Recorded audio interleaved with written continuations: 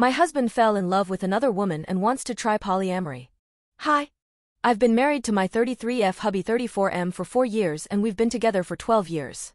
After a lot of financial struggle, we bought a house and we are now planning to get kids.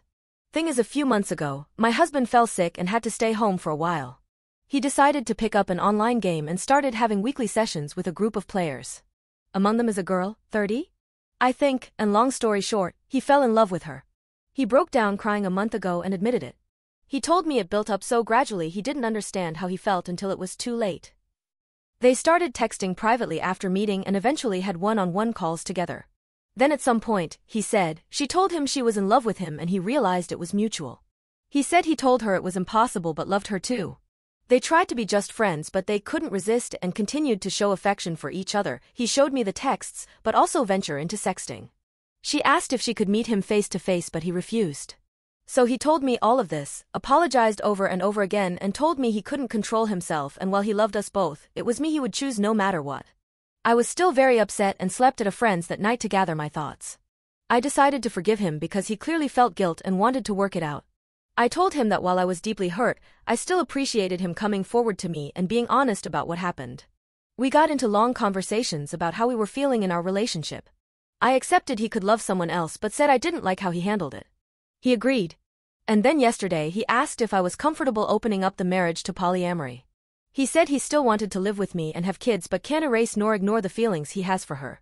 He says he wants to do it right and let us both see other people, with clear boundaries and communication and still be present for one another. I'm gonna be honest, it made me very uncomfortable at first. We have several friends who are poly, I know more or less how it works. But I never really thought about getting into it myself. I am not against, it just never crossed my mind before. I am trying to think it through but it's a lot to take in. Sorry my writing is probably messy but it's kind of hard to focus. I guess it's too early to decide and we have a lot more to discuss beforehand, but still. Could you guys give me your opinions on this? Thanks a lot. Update. First off, sorry I didn't reply to all your comments. I am very thankful for them, they helped me realize hard, but fair, truths about the whole situation. I waited for a bit to think about it all and had multiple long discussions with my husband. I wanted to confront him before making a final decision. To answer some of your questions, the other girl wanted to meet him, but they never did. Partly because my husband refused, but honestly, mostly because she lives too far from here. I still got checked for STDs, though, and I'm clean, yay. As for our polyamory friends, they apparently were the ones who suggested him to go down the polyamory road. I stopped talking to them for now, I'll deal with the bigger problem first. I told him his actions hurt me deeply and that while I appreciated him admitting his affair, it was still infidelity. I told him what you guys said, that turning it into polyamory was merely greenlighting the affair after the fact. That polyamory should be built on mutual trust and communication, which he already broke. That I didn't feel respected. It destroyed him. He said he already knew, deep down, but didn't want to admit it, neither to me nor to himself. We both screamed and cried a lot. He finally admitted he wanted to open the marriage for selfish reasons. He is very sorry. He cut off contact with the other girl, let me fully access his computer and phone, and now wants to go to counseling to repair our relationship and marriage. He is showing me a lot of affection and attention since then, although he admits himself it's sometimes out of guilt and not just out of pure love. And now I want to make it work too, but... Am I? Or is it sunk cost fallacy? I don't know. Our first session is in 2 months, the earliest we could get, and every day I change my mind. Literally yesterday I wanted to leave him, while today I think it's worth giving it a try. Because we've known each other for so long, we understand each other on a very deep level, share a lot of interests, and have already built so much together. He was there for me during hard parts of my life. He took responsibility for his actions and is really trying. Plus, if I leave him, I'd have to start my life nearly from scratch, find a new place to live, go back into dating for the first time in 12 years. I don't want to lose everything. It sounds very hard and scary. Am I not too old for this? But at the same time, that's a form of denial, isn't it? It doesn't matter if those years were good, it's not going to be the same. Even if he gains my trust back, even if I forgive him, I'll never forget. I think he is genuinely remorseful, but isn't it too late for that? I am too empathetic, him being present now doesn't erase what was done. Do I want to stay not because I still believe in this relationship, but because don't have the strength to ask for a divorce? Because it's the easy choice, some kind of codependency? I have no idea. I can picture both paths clearly, and it's tearing me apart.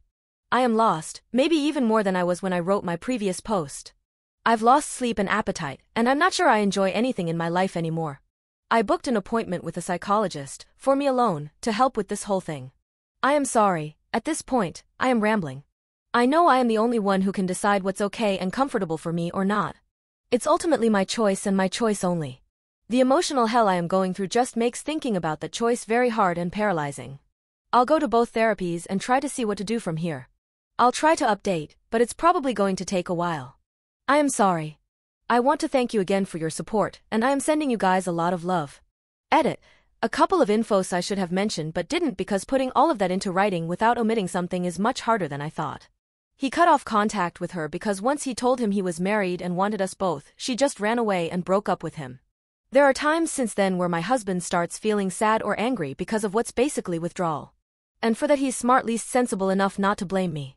What kind of marriage did we had before this crisis? It will sound so naive. It's my first and only romantic relationship. We were very close and basically grew as adults together. We could talk about anything and understand each other. We shared the same values and interests. What changed, I think, is that we got into a routine and he got bored. During our argument he said he was addicted to the attention the girl was giving him and that he felt I didn't show him I was in love with him enough anymore. I told him that even if it was true, he should have told me instead of having an affair. On one hand I have my faults too and I could accept this as one of them, on the other I was taking care of him and the house while he was sick. I don't think he believes it, I don't think he means it. But it makes me wonder whether I was actually a good wife for him. Even though I am not responsible for his actions. Thanks again for your support, y'all. It's a lot, to process, but it helps me so much. Update 2. Hey. I hope you are doing well. A huge amount of things happened since then. I'll quickly summarize. Feel free to check my profile if you want to know more. It was a very, very unpleasant ride. So, soon-to-be ex-husband had an emotional affair online and tried to make me greenlight it by asking for an open marriage, where we'd be allowed to have side adventures. I refused and his affair partner dumped him. He begged me to try to reconcile with him, to which I agreed while I was actually trying to prepare my exit. We both went to individual therapy, still am. We separated temporarily 3 times, but every time I came back, it went terribly. He was desperate. He kept trying to cross my boundaries, love-bombing me, playing the victim, asking to touch me even though I established I didn't want to, threatening to kill himself if we were to divorce. I could go on and on. This made me finally realize, along with my therapist's help, a lot of self-reflection and my exchanges on Reddit, that I was in an abusive relationship. Which is an important part, actually the most important part, of this update. Please look up definitions and examples of abuse, because I had no idea that what my husband had been doing all these years, even before the affair, counted as such. In his case it was psychological abuse, manipulation, gaslighting, guilt-tripping, blame-shifting, emotional blackmail. Nothing aggressive or mean. Which turned me into a very submissive partner over the years, always catering to his needs while erasing mine. I rationalized everything. It happened subtly and gradually and I was too naive to see it for what it was. His emotional affair and open marriage proposal were the natural continuity of that. Of course, the more I tried to get away from him, the more manipulative he got. Now that I was aware of it, I knew what he was doing, but fighting years of conditioning, even if you recognize it and succeed, is fucking exhausting and disarming. So, earlier today, I brought a friend home to assist me. We sat down, the 3 of us, and I told my husband we were over and I handed him the papers. It might sound dumb but it's genuinely one of the hardest thing I've ever done in my life. I was terrified. Yet he agreed. He repeatedly asked me if I was sure. He reminded me of the family we were planning to have and of our best memories together. Was it all for nothing? Apparently, yes. He was heartbroken. Clearly mad and frustrated. But still, he agreed. He signed them and went back to his parents for now. We still have to go through the whole procedure, separate our assets, decide what to do with the house and all. And he still wants us to go to marriage counseling. But right now? I feel free, for the first time in months. The last hours have been a mix of tears, celebration, and godly, restful sleep. And I have to thank you guys again, because my first Reddit post was the wake-up call I needed to eventually, finally, get here. Better late than never. Thank you so much. Lot of love to you all. Update 3. My previous post should have been the final update. I wish. God, I wish. But no, of course not. Of course it got worse, again. Fug my life. After my soon-to-be ex-husband signed the divorce papers, we went no contact, or at least, I tried to. He still sent me text messages, voice messages, and tried to call me multiple times. He even sent me a long letter full of statements such as, "I'm concerned that your mental health is deteriorating. I believe you need antidepressants to help you feel like yourself again," or, "Your trauma is understandable, but it probably makes you want to punish me by making irrational decisions, like divorce," or, "I am afraid you are surrounding yourself with questionable influences that have bad agendas. Please let me help you see it through." He claimed that the crisis was just as hard for him as it was for me. People told me he was escalating and that I should protect myself.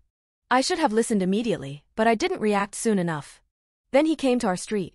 He arrived uninvited and pleaded with me to give him a second chance.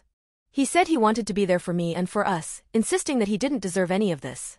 I started to feel distressed. He saw that I was unwell and wanted to comfort me, so he hugged me. But I didn't want to be touched. I'm pretty sure I told him no. I think I screamed no multiple times, but my memory is fuzzy. Either I misremember, or I did say no and he ignored it and didn't stop.